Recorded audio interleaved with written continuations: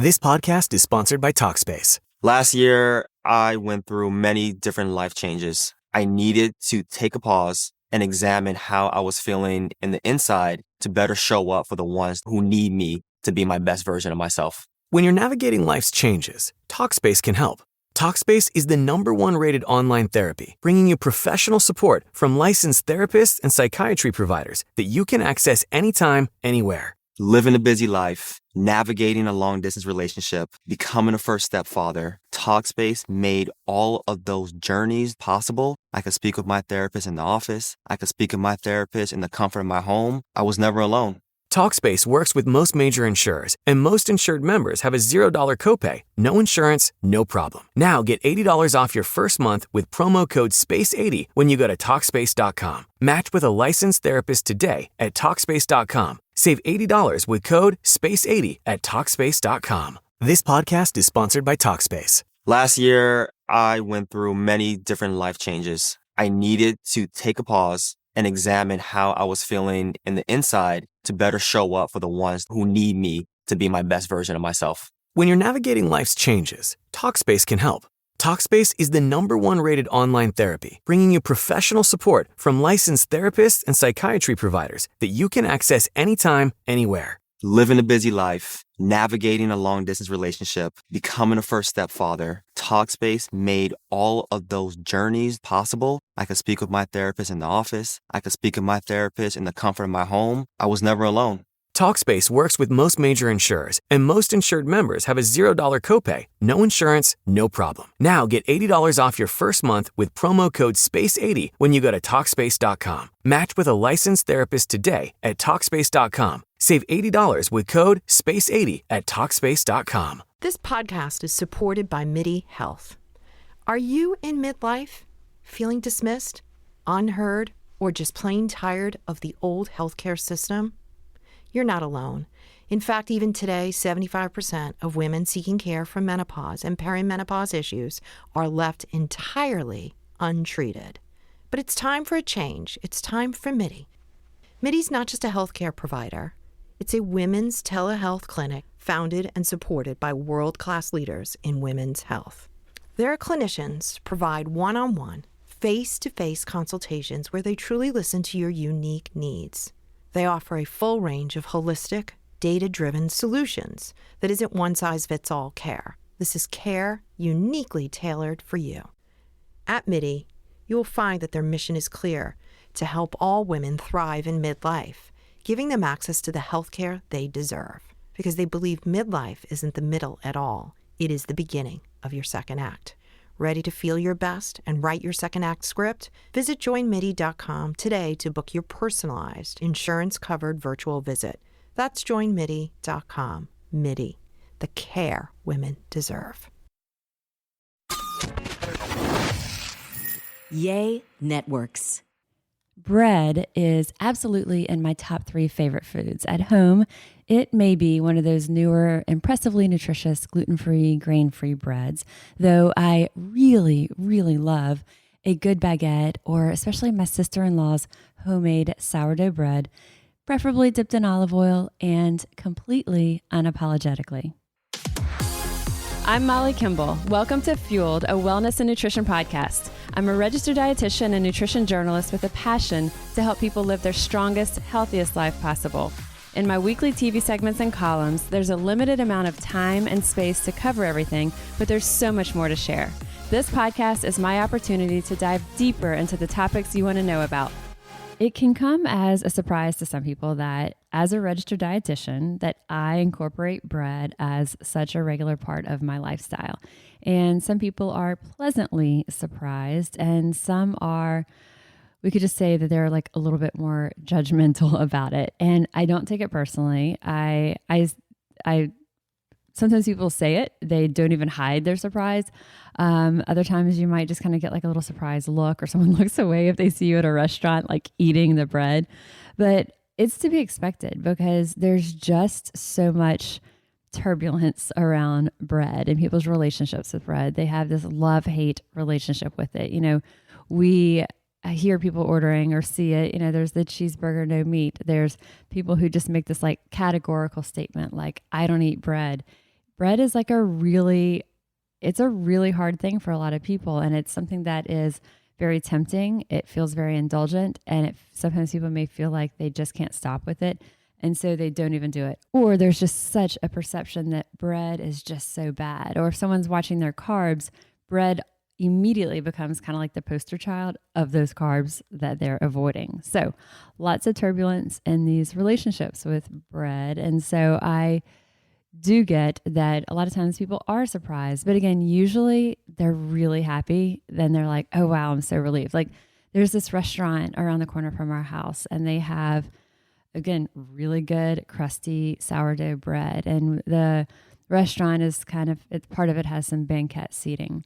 And there was a couple sitting next to us. And I actually now know and have worked on several different projects with the guy, but I didn't know him. And this is actually how I first met him, which is interesting that our paths now have like intertwined and we work on other things together. But we're sitting there and, my husband and I are settling in for dinner. We have whatever we're going to be drinking. And then they bring this bread out, and there they have this homemade kind of salted butter. It's really delicious. So we're talking, and I take a piece of the bread and I start putting some butter on it, and I have it. And all of a sudden, the guy in the banquet next to me goes, "Oh, I am so glad to see you eating the bread." He's like, "We saw you sit down next to us, and we thought, oh my gosh, we can't eat this bread because Molly," she's like, they knew I was like a nutritionist, and they're like, they felt like I was going to judge them for eating the bread. Sheer relief when they saw it. And that just it highlights what the point that I'm making of there's a lot that goes on with people's relationships with bread.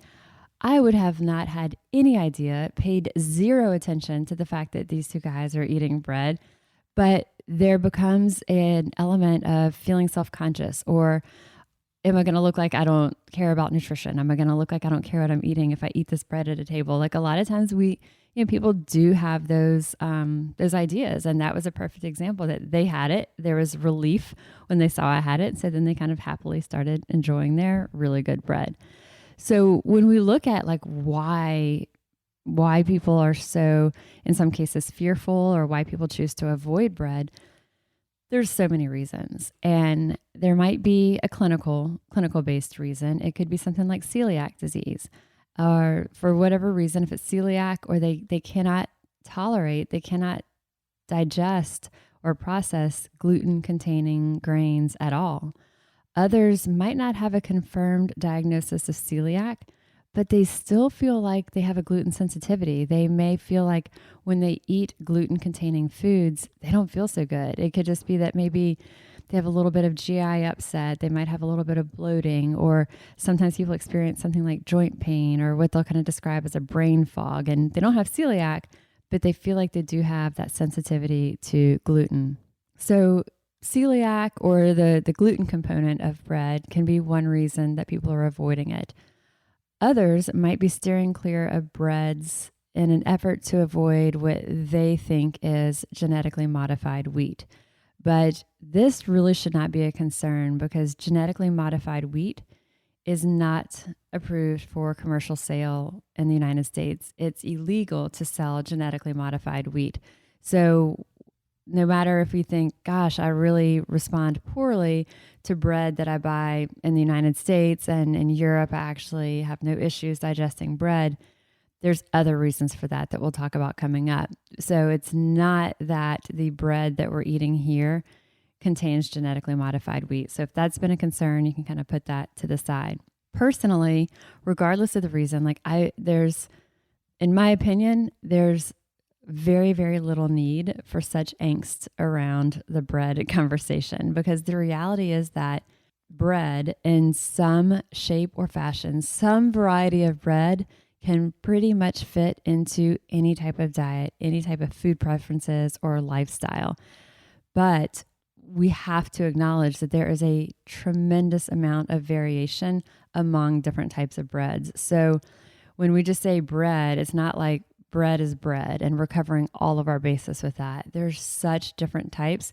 It varies wildly in terms of quality, in terms of ingredients, in terms of things like gluten, as we talked about. So we can't just say, bread as a blanket statement. We can't just easily compare one bread to another or lump them all into the same conversation. It is incredibly unfair to categorize breads just as like one unit, as one category. So let's kind of break it down a little bit. So when we're talking about bread, and still, like, before we get into any of the gluten-free options, just talking about regular bread made with regular wheat flour.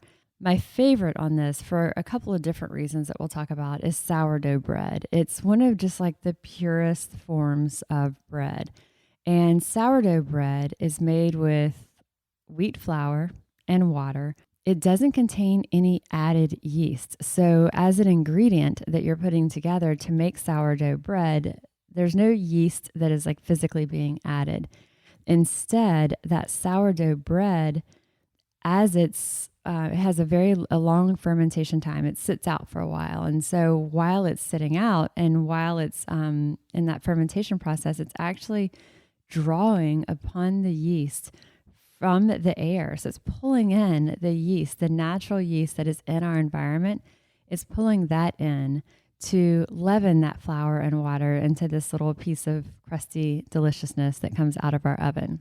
So when we said earlier that, one of the misconceptions or myths that people have is that they think that bread here in the United States is genetically modified wheat. And they'll say, when I go to Europe, I don't have any issues with it, but I can't do bread here in the US. And there's a different reason for that. And part of the one of the most significant differences in that digestibility has to do with that fermentation time. So when we're doing something like sourdough bread, it's an extended fermentation time, and that's traditional of European style breads. And that extended fermentation time means that the yeast that is either added, or in the case of sourdough, that it's pulling out of the air, out of the environment, that longer fermentation time gives that yeast a lot of time to digest. It essentially is basically, it's the yeast and the bacteria. They're activating these enzymes in that dough that essentially help to like digest that gluten for us. So longer fermentation time means that yeast and bacteria is activating these enzymes that essentially are digesting. They're doing that hard work of breaking that gluten down for us. So that's those traditional breads. So, here in New Orleans, there's Bellegarde Bakery, there's Breads on Oak, and these are some of the local bakeries. That's just two that are coming off the top of my head that people will, they will go out of their way. They'll make a special trip there. Whatever they have to do, they'll buy multiple loaves and freeze it because they find that they respond so much better to that, especially from a gastrointestinal perspective. They don't have issues with that bread, whereas they may with just regular sliced bread that they're buying at the grocery store. So on the flip side, those store-bought breads, what we would say commercially available, kind of mass-produced breads, just like the vast array of sliced breads that you're seeing in most supermarkets, these largely are using commercial yeast and fast-acting yeast to speed up the process, because the quicker they can make the bread, the more bread they can make, and the more loaves of bread they can sell, of course. So a longer fermentation time means just an entirely slower production process. So in that world, that commercial world, and let's ramp up and produce as much as we can possibly produce in as little time as possible, this longer fermentation time doesn't, while we love it and we love it nutritionally, it doesn't make sense to them from a financial perspective, unfortunately. So they're using these fast-acting commercial yeast to speed up the process, but that shorter fermentation time typically means not only a greater amount of undigested gluten, making it harder to digest, but also often a higher glycemic index.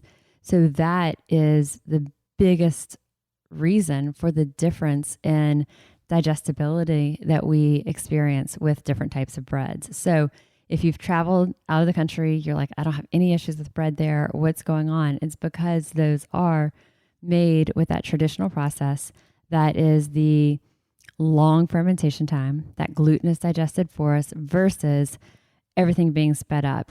Commercial yeast, these fast-acting yeasts speed up the process, shorter fermentation time, which translates to more gluten, not having that gluten already processed or digested for us. So that is largely the reason that people are really going to experience such a difference. So sourdough bread, when we look at just traditional wheat containing breads, that's my favorite because it can be so much more digestible for people. Plus it just tastes really delicious. The ingredients are just really simple, really natural, very pure. There's also sprouted breads. And so you'll see whole grain sprouted breads, like Ezekiel is the most common name of these. You'll see Ezekiel at everything from Whole Foods to Walmart. And these sprouted grain breads, they actually contain no flour at all. They're actually made entirely from the sprouted grains. And when we talk about sprouted grains, there's three main parts of it. It's got the bran, the germ, and the endosperm. And the bran is that protective outer skin, that harder part. The germ is that little inner embryo, and the endosperm is that starchy middle layer. And the sprouted grains are formed by soaking these whole grain kernels, and it allows that inner germ to start to sprout out, and you'll see the sprouts. And so these sprouted grains actually nutritionally can be even better than regular whole grains. So for a variety of reasons. So for starters, sprouted grains are actually lower in carbs. So the starchy carbs that are in that endosperm are converted into energy in order for that grain to sprout. So the process of it actually sprouting takes energy from that grain, and it's using some of its own carbs as that energy for that sprout to form. So that sprouted grain actually has a lower amount of carbs, and it has a lower ratio of carbs to proteins. So we could say that on the flip, it actually has a higher ratio of protein to carbs. So it's got if you're looking for something that's more protein dense, lower carb, sprouted grains start to shift more in that direction than even regular whole grains.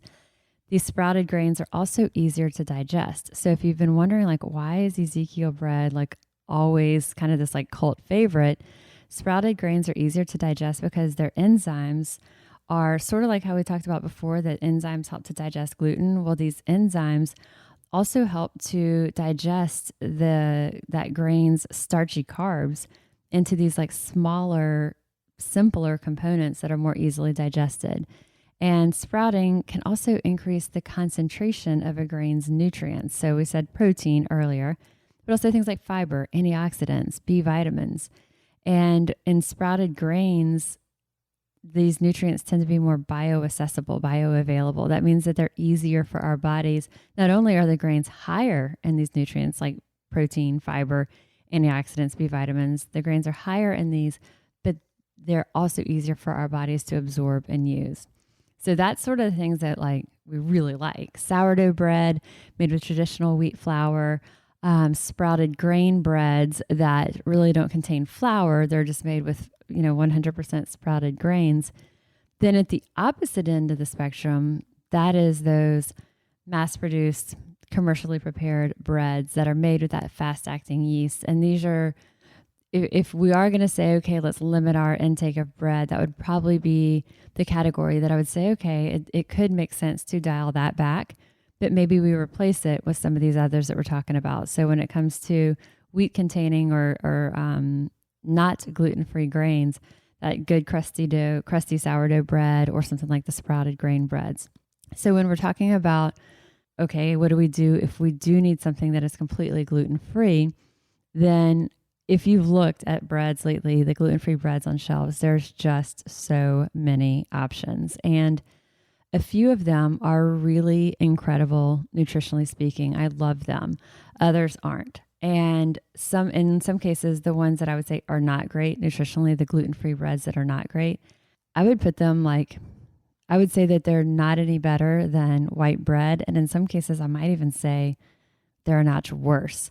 So there's two different brands that I've seen that I really like the ingredients on for gluten-free breads. And just like you've heard me say before, when we're looking at ingredients, we want things that are as pure and unrefined and wholesome as possible. So as close to their natural state as possible as we're looking through that ingredient list. So the two brands that I really like, one is called Base Culture and the other brand is called Unbread. And Base Culture, this is one that I've seen at grocery stores locally, like Rouse's has it, but also Whole Foods. It's in the freezer section. And Base Culture has a bunch of different varieties of their bread. My two favorites are the 7 Nut and Seed. They also have a cheese bread that kind of has this like mild, savory cheesiness happening with it. Why I love their product, it's got ingredients like almond butter, like not just almond flour, it does have almond flour, but almond butter, eggs, pumpkin seeds, chia seeds, flax seeds, sunflower seeds. That's all the goodness that is in that 7 Nut and Seed by Base Culture.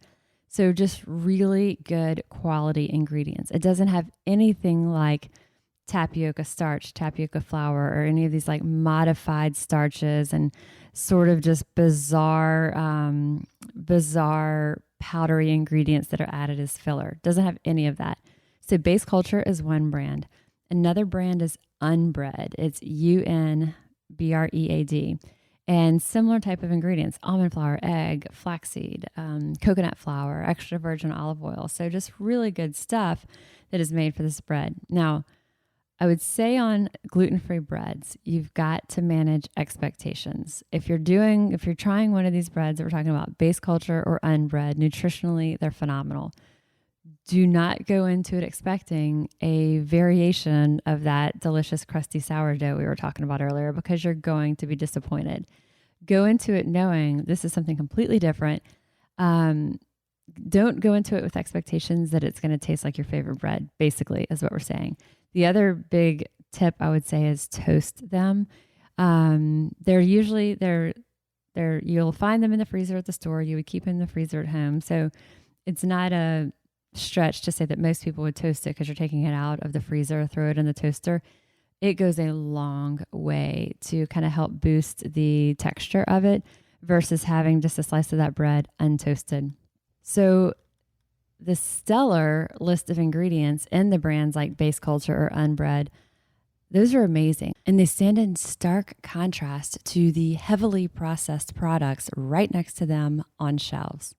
If you see, there's a brand it's called Carbonate, and it is modified resistant tapioca starch. It's got ice. That's like the first ingredient, modified resistant tapioca starch. Then it has these added isolated fibers, chicory root and modified cellulose. And if you could envision these, they're basically just like fine white powders. So you've got modified resistant tapioca starch, white powder, these isolated fibers, more white powder, coconut sugars, xanthan gum. I mean, there's nothing in here that actually reads or is going to be like real bread would be. Udi's is another that I would say, it's just really not fantastic. So Udi's has a bread, it's in the gluten-free section, and it's Udi's whole grain bread. But tapioca starch is the first ingredient after water. And it does have brown rice flour, which is probably how they're getting away with calling it Udi's whole grain. But tapioca starch, which is not fiber rich at all, it's not a whole grain, is the main ingredient. And then there's 3 types of sugar in there, and 3 grams of added sugar in every serving. And it's got cane sugar, tapioca syrup, and molasses. So the Udi's whole grain bread, not a fan. The Carbonate bread, not a fan. 2 that are kind of in the middle. You may see Canyon Bakehouse 7 grain. It's decent. It was actually my favorite for years because it was the best that was in our stores. But now that there's the Base Culture and the Unbread, I like those even better. But Canyon Bakehouse 7 grain, it has brown rice flour. It does have some tapioca flour, but it at least also has like whole grain sorghum flour, whole grain millet. It's okay. And then at Walmart, the Sam's Choice brand, it has similar ingredients: brown rice flour, tapioca starch, whole grain sorghum, whole grain millet, some amaranth seeds, red quinoa seeds. So it's pretty decent. Both of these are a little bit bigger slice than those others we were talking about. They're also a little bit lighter in color, so they can look a little more familiar, like just regular kind of mainstream bread. So that Canyon Bakehouse 7-grain and that Sam's Choice multigrain gluten-free bread, those are kind of like middle ground options. They're decent. In our WGNO segments, we have Love It, Like It, Hate It. So I'd say our Love It's, Base Culture, and Unbread. And this is in the gluten-free category. Our Like It's, the Canyon Bakehouse 7-grain, and the Sam's Choice multigrain at Walmart. And then the Hate It's would be the Udi's whole grain and the brand Carbonaut. That was sort of how I'd break down those gluten-free breads. So it's not that, if you're looking at something like that bread, Carbonaut, or the Udi's, yeah, they're gluten-free. They may be lower in carb, but when we look at the quality of ingredients, it's just not there. So I would encourage you, don't be driven just by the numbers. Oh, what's my net carbs on this bread? Or what's the lowest count in carbs I can get on bread, and then I feel better about it. We don't want to be driven just by the numbers on the labels. We also want to look at what's the quality of what we're putting into our bodies. And those ingredients that we were saying, modified resistant starch being the first ingredient, not so much what we want to go with there. And again, managing your expectations. If you try the unbread or you try the base culture, go into it. It's a smaller slice. It's not going to be that big crusty sourdough that we keep talking about. So lots of different options, y'all. So if you're not a bread person, then you are not a bread person and the whole thing's a non-issue. But if you're not a bread person, you probably wouldn't be listening this far in. But if you are a bread person, the whole point of this is don't feel guilty about it. Don't feel you need to apologize for it. Don't wait for the person next to you to eat the bread so that you feel like you're okay to eat it yourself. Like, we absolutely can find some type of a bread that fits within your nutritional parameters and can really work to truly satisfy that craving or just the pleasure of having good bread. So one thing that I would maybe consider, and this is sort of what I do for myself, is to find a wholesome option that you really like. So if you need something that's gluten-free, try that Base Culture bread, the Base Culture gluten-free bread. It's in the freezer. Incredibly nutrient dense ingredient list. Or something like the Ezekiel sprouted grain bread. Or something like the local bakeries that you have around you that are going to do some sort of a whole grain sourdough. Like Bellegarde has their country loaf that is made with whole grain flours. So it is not only a sourdough, but it's made with whole grain flours. Keep some variety of these on hand at home as your go-to bread option. And so just day in, day out, if you want some bread, that's what you have. A recommendation may be always keep it in the freezer. And so you're less tempted to maybe have it just like mindlessly. It's a little bit more of a conscious decision that you're going to take it out of the package, stick it in the toaster. It's a little bit more thought. So if something like keeping bread around makes you nervous because of you feel like you may not have the willpower that you hope that you have around it, keeping that bread in the freezer can help. And so if you did do something like the Bellegarde bread, that Bellegarde country loaf, that's one that buy it. If it's not, a lot of times you can ask a bakery may slice it. If not, you get that loaf home, slice it yourself, slice it first, then freeze it. And that just makes it a lot easier. And then you can take out a slice at a time. And so that is a way to keep the bread as fresh as possible, freezer versus fridge also, to keep the bread as fresh as possible. It can also help again with kind of making it more of a conscious decision when you do decide to have it. So keeping these options around at your house, these wholesome options, a Base Culture or Ezekiel or a whole grain sourdough, this is your go-to option when you're home. Then when you're out, go ahead and indulge a little bit. Stay mindful about it. It's not just, a free-for-all on it, and then we're really not going to feel good about ourselves after. But there's no need to vilify. There's no need to judge ourselves or judge others about it. Indulge in whatever that traditional or regular bread may be, if you really love it, wherever you are. So keeping the stuff that's truly as nutrient dense as possible at home as your go-to day in, day out. And then when you're out and there is that kind of specialty bread, there's something that's homemade, there's something that's just truly incredible, absolutely have it. And there's no need to excuse it. So bottom line on this is when it comes to bread, There's no need to vilify, no need to judge. There's truly something for everyone. There is absolutely a bread to suit every need. Lastly, if you want to hear more about bread, I did a podcast a while back that we will link to about baking artisan bread that fits any nutritional need. And so I have interviews on that episode with two amazing bakers. So Morgan Angel from Bellegarde Bakery actually joined me to talk about the whole process and kind of the art and science behind making her amazing sourdough bread. And then Carolyn Ketchum of her blog is All Day I Dream About Food. Carolyn is amazingly talented as a baker, and she specializes in low carb, gluten-free baking.